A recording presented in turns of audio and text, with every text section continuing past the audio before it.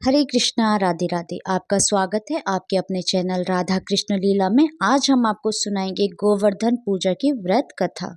आज कार्तिक मास के शुक्ल पक्ष की प्रतिपदा तिथि है और आज ही के दिन गोवर्धन पूजा का पर्व मनाया जाता है। कुछ स्थानों पर इसे अन्नकूट के नाम से भी जाना जाता है। अन्नकूट शब्द का अर्थ होता है अन्न का समूह। विभिन्न प्रकार के अन्न को समर्पित और वितरित करने के कारण ही उस उत्सव को या पर्व का नाम अन्नकूट पड़ा। अन्नकूट या गोवर्धन पूजा भगवान श्री कृष्ण के अवतार के बाद द्वापर युग से प्रारंभ हुई। इसमें हिंदू धर्म के लोग घर के आंगन में गाय के गोबर से गोवर्धन नाथ जी की प्रतिमा बनाकर उनका पूजन करते हैं।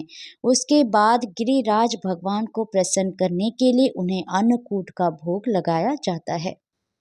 इस दिन अनेक प्रकार के पकवान मिठाई से भगवान को भोग लगाया जाता है। इस दिन धन दौलत गाड़ी अच्छे मकान के लिए श्री कृष्ण जी और माता लक्ष्मी को प्रसन्न किया जाता है ताकि नौकरी या व्यापार में खूब तरक्की मिल सके।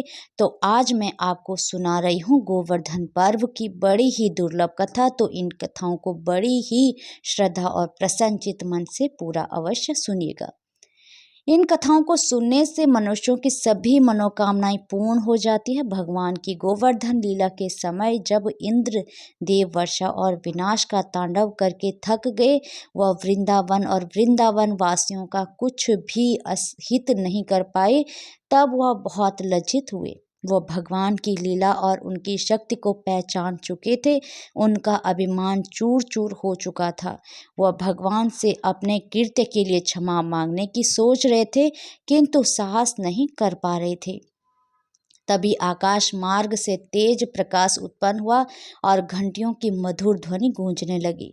कुछ ही देर में गौ माता सुरभि वहां प्रकट हुई और इंद्र को संबोधित करते हुए बोली, हे देवराज, मैंने अब तक आपको गौवंश का रक्षक ही समझा था, किंतु अब मेरा भ्रम टूट चुका है।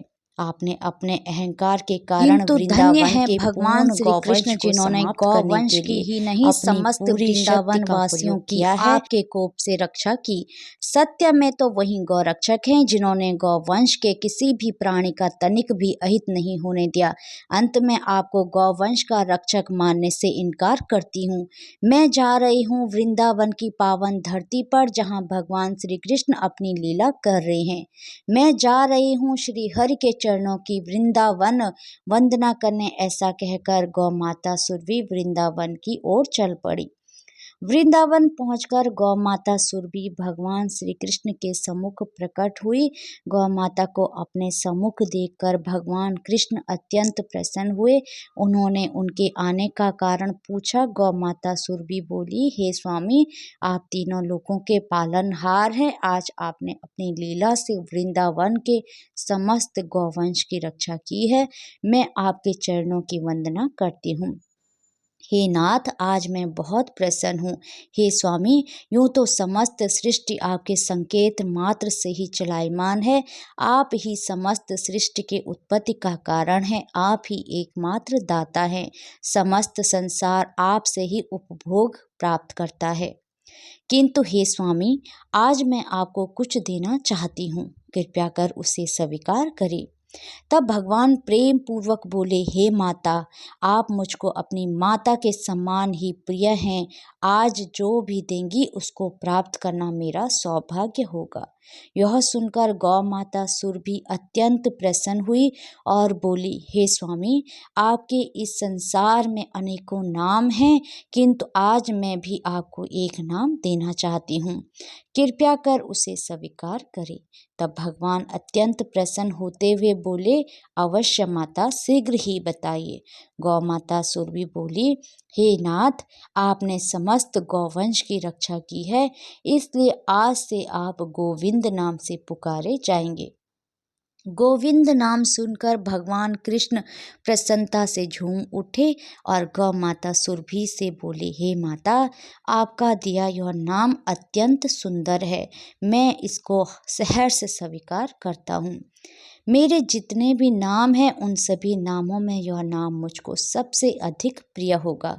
मैं आपको वचन देता हूँ कि आज से मेरा जो भी भक्त मुझको गोविंद नाम से पुकारेगा उसके सभी दुख मैं स्वयं ही हरण करूँगा। भगवान और गौ माता सुरभि के मध्य यह वार्तालाप चल ही रही थी, तभी वहाँ देवराज इंद्र भी आ पहुँचे। उन्होंने भगवान से अपने अपराध के लिए क्षमा मांगी और गोविंद नाम से भगवान की वंदना की। भगवान ने प्रसन्न होकर इंद्र को क्षमा कर दिया। तत्पश्चात देवराज इंद्र और गौ माता सुरभि ने प्रभु से विदा ली। इस प्रकार मेरे ठाकुर जी का एक और नाम पड़ा गोविंद, क्योंकि भगवान श्री कृष्ण को गायों से विशेष स्नेह था। अंत सुरभि माता द्वारा दिया गया यह गोविंद नाम भगवान को अत्यंत प्रिय है। जो भी भक्त भगवान को गोविंद नाम से पुकारता है, भगवान उसकी प्रार्थना को इस प्रकार स्वीकार करते हैं जैसे गौ माता उनको पुकार रही हो।